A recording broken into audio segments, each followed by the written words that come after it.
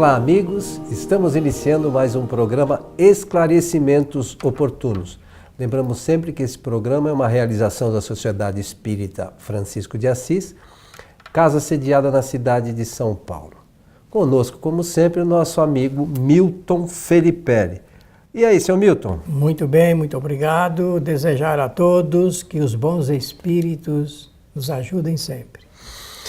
Meu amigo, temos aqui uma questão que nos foi encaminhada que diz o seguinte: gostaria de saber se devemos acreditar nas informações que são atribuídas a médiuns fazendo previsões de acontecimentos futuros. Eu quero já de antemão, Milton, falar, se alguém souber o resultado da Mega Sena dos próximas extrações aí, por favor, me avise, né? Bem, esse é um assunto importante, digno de ser examinado com critério, com responsabilidade, porque foi muito interessante a formulação da pergunta, porque não diz que esses médiuns são espíritas. Ela está falando de médiuns no sentido... No modo geral. Geral. Então, vale a pena fazer esses comentários, porque existem dois lados dessa questão que precisa ser examinado. O primeiro é da responsabilidade de quem tem essa faculdade chamada mediunidade. Então, isso tem um grau de responsabilidade. E o outro lado é o lado da opinião pública e geral, e dentro da opinião pública geral tem aqueles contraditores, aqueles que atacam o espiritismo, exatamente pelo comprometimento desses médiuns não espíritas que fazem esse tipo de serviço, vamos usar essa expressão.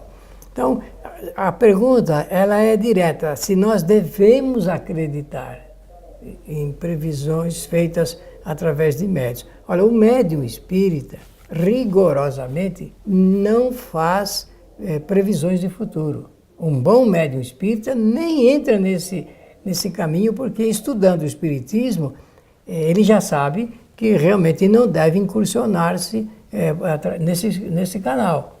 Já sabe disso. O espiritismo não tem nada a ver com essas emissões de previsões que são feitas e que a mídia se aproveita para incluir o nome do espiritismo. Não, o espiritismo não tem nada a ver com isso, porque na doutrina espírita nós aprendemos que a mediunidade deve ser utilizada a serviço do próximo. Allan Kardec otimizou uma palavra para nos ajudar a entender o trabalho da mediunidade. Ele usa da expressão um trabalho caridoso, em nome da caridade. Porque o médium, um bom médium, é aquele que serve de intermediário dos espíritos para informações, esclarecimentos, no sentido geral. Então, nós não devemos misturar as coisas. Posso fazer só um parênteses no que Pode você falou, até por favor? É assim, ó. Você falou, o bom médium é aquele que serve de intermediário, né, dos bons espíritos, com o objetivo sempre de caridade.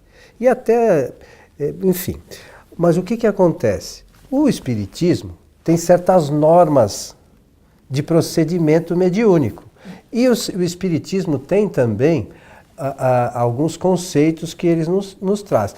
Então a gente não pode imaginar que um médium chegue e diga, escreva um livro, por exemplo, que traga assuntos que não estão alinhados com o pensamento espírita, que aquilo ele pode ser um livro mediúnico, mas não é um mediúnico espírita. Verdade. Então a gente às vezes vê aí uma série de coisas no meio espírita dizendo, é um livro mediúnico, mas não necessariamente aquele conteúdo é espírita.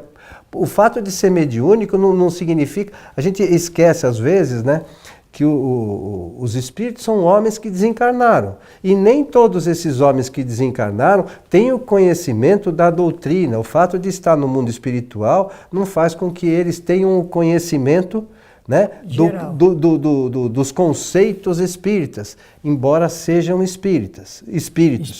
Né? Mas eu sempre procuro ressaltar isso porque a gente vê aí certas coisas sendo ditas, né, e escritas em nome da doutrina espírita que não tem nenhuma relação com o espiritismo, né? Você desculpe só fazer esse comentário, porque é como você está falando, se faz algumas previsões e as pessoas imaginam que o espiritismo faz parte dos conceitos espíritas, esse tipo de afirmação ou de trazer esse tipo de informação contribui com o espiritismo. Não, né? Nem ajuda a doutrina e também eu penso que tem um complicador aí muito grande. São comprometedores. Muitos livros, muitas afirmações, muitas previsões que se faz e mesmo a pessoa não dizendo que não é espírita, esse fato de não dizer que não é espírita pode sugerir aqueles que tomam conhecimento que seja.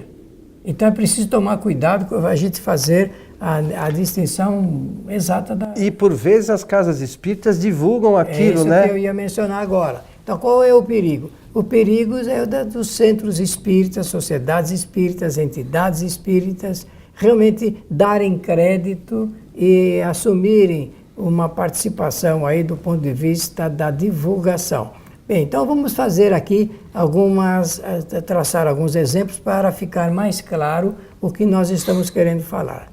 Olha, em nome da doutrina, nenhum médium deve dizer que tal pessoa vai desencarnar, como existem previsões de desencarnação das pessoas. Isso é um perigo. Ninguém está autorizado a fazer esse tipo de comentário e de previsão em nome do Espiritismo. Pode fazer em seu próprio nome, assumir os riscos e a responsabilidade, mas em nome do Espiritismo, não. Então, se uma pessoa vai ganhar ou não na loteria, tem muitos médiuns do passado, eu estou falando aqui principalmente no Brasil, que cobravam até para dar esse tipo de informação. Quando que uma pessoa iria ganhar na loteria? E outros acontecimentos sociais da vida pública, que são assacados assim, dentro de uma publicidade geral, em nome do Espiritismo. Isso é um perigo muito grande. A doutrina espírita não tem nada a ver com esse tipo de atitude das pessoas. Outra coisa que a gente tem ouvido aí, que alguns não, muitos médicos falam, não, vai começar a transição planetária. A gente esquece que o planeta e o universo tem uma lei que chama lei de evolução, claro. E que essa transição ela é contínua, ela nunca para. Ela é absolutamente normal desde a formação do universo. Do mundo então, essa coisa, a transição vai começar, a transição sempre existiu e vai continuar existindo, ela nunca vai acabar, né, Milton? Nesse particular, eu peço a você que me dê licença para dizer o seguinte, isso é uma fantasia e cai no imaginário popular, e o imaginário popular ele é muito extravagante, as pessoas acrescentam coisas, informações, imagens, fantasias, envolvem pessoas, até médiuns famosos são envolvidos nesse movimento que atrai a atenção, é claro que atrai, mas isso, meus amigos, quem estuda a doutrina espírita sabe que o espiritismo surgiu em 1857 para explicar em detalhes como funcionam as leis naturais. É para isso que o espiritismo se apresentou ao mundo. Ora, e quem conhece o funcionamento das leis naturais sabe que tudo que acontece em nossa vida ocorre naturalmente dentro de um processo citado aqui pelo nosso companheiro querido Antônio Coelho Filho, de maneira para atender à evolução do espírito. Então, isso já está previsto nas boas leis do Criador. Nós não precisamos de pessoas tentando fazer arremedos, e muito menos acrescentamentos e nem corrigindo as leis de Deus. É porque elas são imutáveis. Elas ocorreram no passado, ocorrem no presente e ocorrerão no futuro de maneira muito justa, de acordo com as nossas reais necessidades. Você sabe, Milton, que às vezes eu fico pensando, e quando a gente está estudando, às vezes a gente acaba dando crédito para algumas coisas nesse sentido, porque a gente não associa o ensino da doutrina com essas coisas. Com a vida prática. Então, por exemplo, primeiro, Kardec fala sempre nas obras fundamentais da doutrina para a gente usar a razão. Então a gente tem que parar e pensar. Então, como a gente comentou aqui, a lei de evolução. Então, o espírito evolui sempre, o espírito evoluindo sempre, todos os espíritos evoluem sempre. Então, se todos os espíritos evoluem, ainda que seja pouco, o planeta evolui sempre. E o universo evolui sempre. E essa lei de evolução significa que as coisas estão sendo mudadas sempre. É verdade. Então, as coisas são simples e a gente não se dá conta. E aí a gente prefere cair no maravilhoso do que ir no simples. E olha, assiste muita razão ao seu comentário pelo seguinte motivo. Nós sabemos que o progresso material, ele é feito para atender às necessidades do espírito. Mas nem sempre isso atende, porque os espíritos que residem num planeta que nem o nosso, por exemplo, são suscetíveis de um processo de evolução muito lento. Cada um tem o seu tempo, não dá saltos. Ninguém pode evoluir muito durante um menor tempo. Vai evoluir de acordo com o grau da sua vontade, da sua inteligência e do seu pensamento. Isso é pacífico para nós. Só que nós não entendemos que, às vezes, nós podemos levar uma vida simples, mesmo que envolvidos por essa tecnologia, por exemplo, avantajada, avançada, porque nós estamos vivendo um momento desse. Tem pessoas que nem sabem entender cada aparelho da tecnologia que é colocado no mercado, ela não tem noção de entender o significado daquilo do ponto de vista prático para a sua vida. Por quê? Porque ela ainda está distante desse conhecimento tecnológico.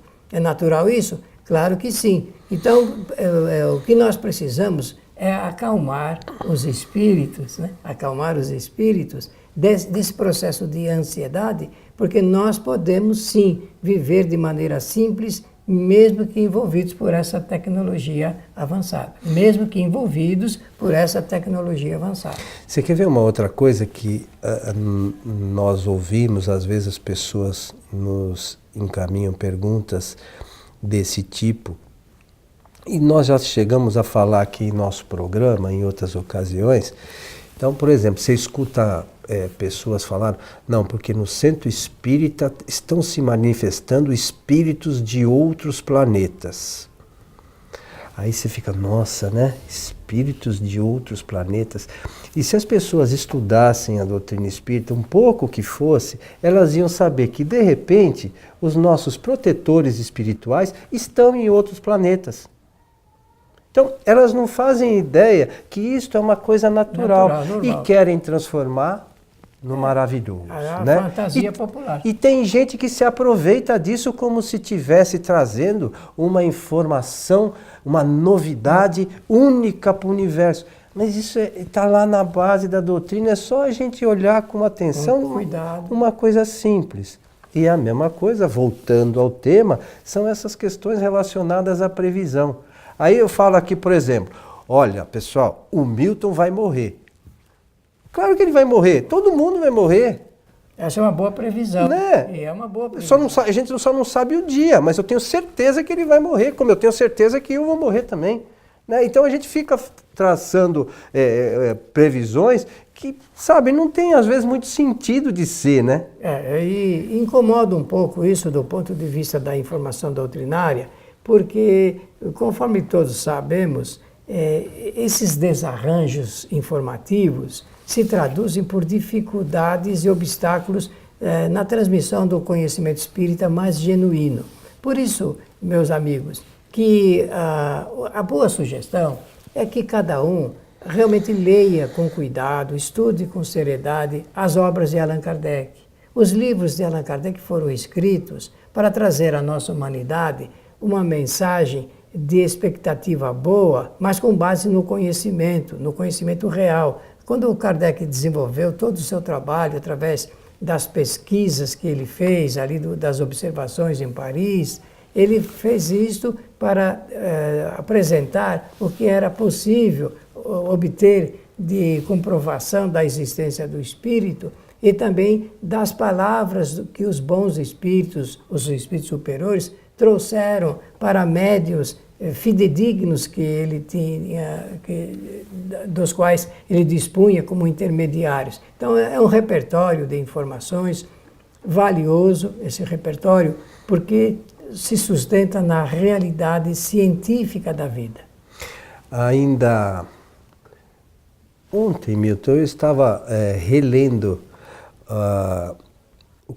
sobre o controle universal do ensinamento dos espíritos, e lá a gente vê que Kardec se utilizou de um grande número de médiuns desconhecidos uns dos outros entre si, né, para chegar onde chegou com as informações. E, lamentavelmente, nós ainda